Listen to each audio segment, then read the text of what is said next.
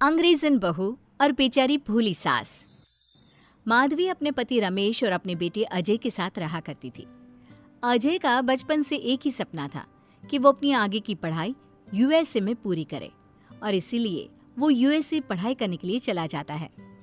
3 साल बाद जब वो अपनी पढ़ाई पूरी करके आता है तो अपने बेटे के आने की खुशी में माधवी उसकी पसंद के कई तरह के पकवान बनाती है और जब घर की डोरबेल बजती है तो माधवी अपने पति रमेश को कहती है, लगता है मेरा अजय आ गया है, आप यहीं बैठना, मैं दरवाजा खोलती हूँ।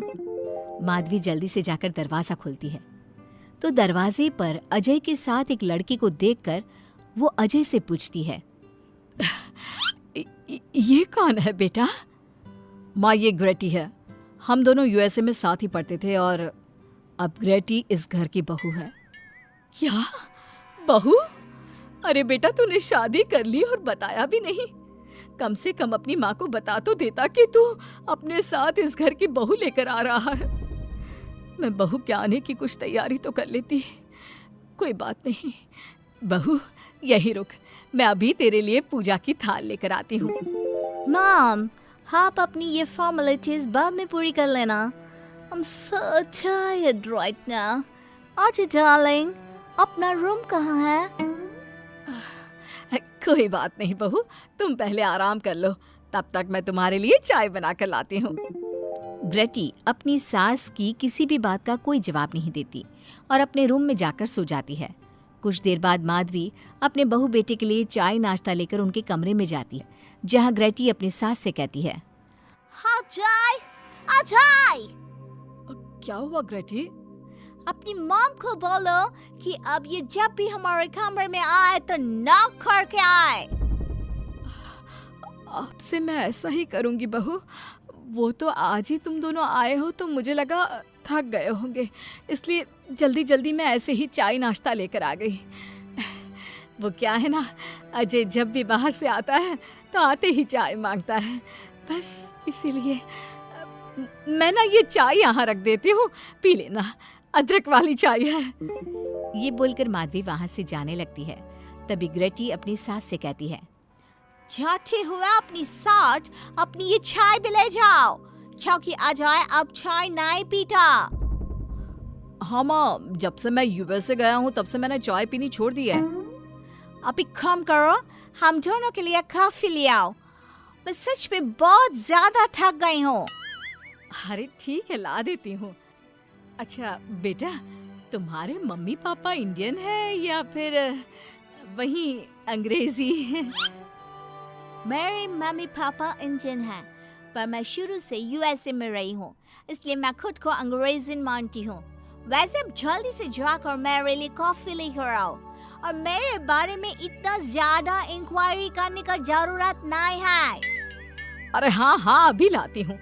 वैसे बहू, मैं तुम्हें ना इंडिया के सारे तौर तरीके सिखा दूंगी। अरे क्या हुआ, तुम्हारी परवरिश अगर यूएसए में हुई है हाँ तो इंडियन ही ना।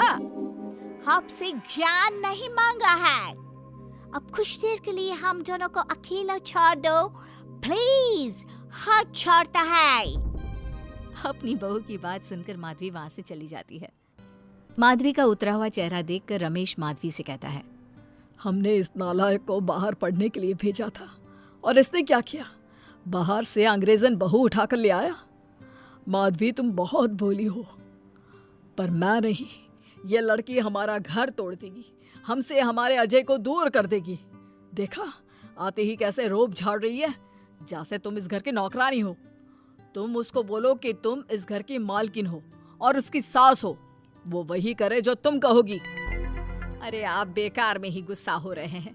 बहू यूएसए की है, यहाँ नई नई आई है, उसको यहाँ के तौर तरीके नहीं पता और वो मुझे अपनी माँ मानती है, तभी तो अपने नखरे दिखा रही है। वैसे भी ना बहू बेटी दोनों बराबरी होती है। माधवी, कौन सी बेटी अपनी माँ से ऐसे बात करती है जैसे तुम्हारी बहू कर रही है? मैं बस तुम्हारे कहने पर चुप हूँ, वरना मैं अपने बहू बेटों को आज ही घर से निकाल देता। ये कहकर रमेश वहाँ से चला जाता है।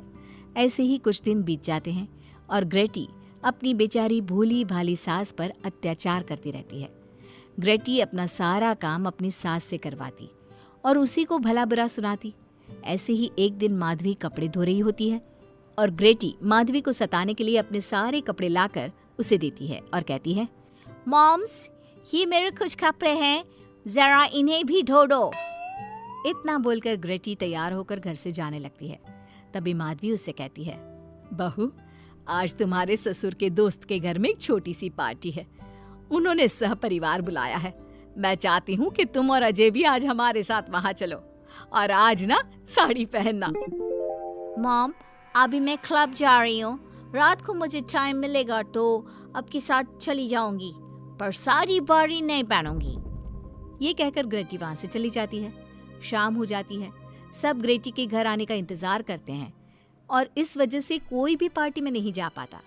इंतजार करते करते रात के 12 बज जाते हैं। 12 बजे रात को ग्रेटी नशे की हालत में जख्मी घर आती है। अपनी बहू के सर और हाथ पर लगी चोट देखकर माधवी परेशान हो जाती है और जल्दी से फर्स्ट एड का बॉक्स लाकर अपनी बहू के सर पर पट्टी करती है।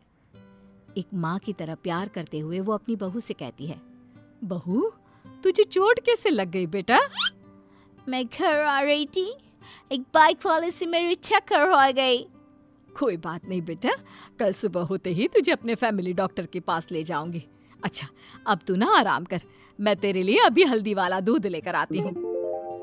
माधवी, मैंने तुम्हें पहले ही समझाया था, ये अंग्रेजन हमारे घर के लिए ठीक नहीं है, पर तुमने मेरी एक नहीं मानी। अब देख लो, आज इस अंग्रेजन बहू की वजह से सारे मोहल्ले में हमारी नाक कट गई है। आज सब हम पर हंसते हैं और ये सब कुछ तुम्हारी वजह से हुआ है, तुम्हारी छूट की वजह से हुआ है। ये कहकर रमेश अपने रूम में चला जाता है, पर माधवी अपनी बहू की पट्टी करके उसे उसके कमरे में जाकर सुला देती है। अगले दिन माधवी ग्रेटी को लेकर अपने फैमिली डॉक्टर के पास जाती है, जहां ग्रेटी देखती है कि उस डॉक्टर की बहू ने साड़ी पहनी है और एक संस्कारी बहू की तरह घर में पूजा पाठ करके अपने सास ससुर के पैर छूकर उनका सुबह सुबह आशीर्वाद लेती है। डॉक्टर की बहू को देखकर ग्रेटी को अपना बर्ताव याद आता है और उसे एहसास होता है कि वो अपनी भोली और मासूम सास के ऊपर कितना अत्याचार करती है, पर फिर भी माधवी सबसे लड़कर हमेशा उसका साथ देती है। ये सब देखकर ग्रेटी को पश्चाताप होता है और कुछ देर बाद वो दोनों दवाई लेकर घर आती है।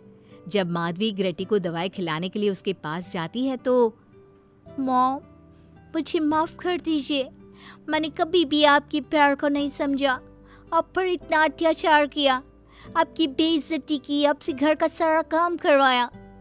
आपने मुझे कितनी छूट दी, पर फिर भी मैं आपके साथ इतना बुरा करती थी। और आज जब मैं नशे की हालत में चोट खाकर घर आई तो भी आपने मुझसे कोई सवाल नहीं किया, उल्टा आपने मेरा साथ दिया, मेरी सेवा की। आज जब मैंने डॉक्टर की बहू को देखा घर का काम करते हुए, अपने सास ससुर की सेवा करते हुए, तब जाकर मुझे एहसास हुआ कि मैं कितनी रॉन्ग थी। एक इंडियन होकर भी एक बहू के कर्तव्य से दूर रही और आपके ऊपर अपनी अंग्रेजी का रौब झाड़ती रही। मुझे माफ कर दीजिए सासू माँ। बेटा, अक्सर बच्चों से गलतियां हो जाती है। ऐसे भी सुबह का भूला अगर शाम को घर आ जाए तो उसे भूला नहीं कहते बहू। और मुझे बहुत अच्छा लग रहा है ये देखकर कि मेरी अंग्रेजन बहू कितनी समझदार हो गई है। जिसके बाद माधवी और ग्रेटी एक दूसरे को गले लगा लेती है और उसके बाद से ग्रेटी एक संस्कारी बहू की तरह रहती है और अपनी सास को किसी भी शिकायत का मौका नहीं देती। अपनी सास ससुर की बहुत अच्छे से दिल से सेवा करती है।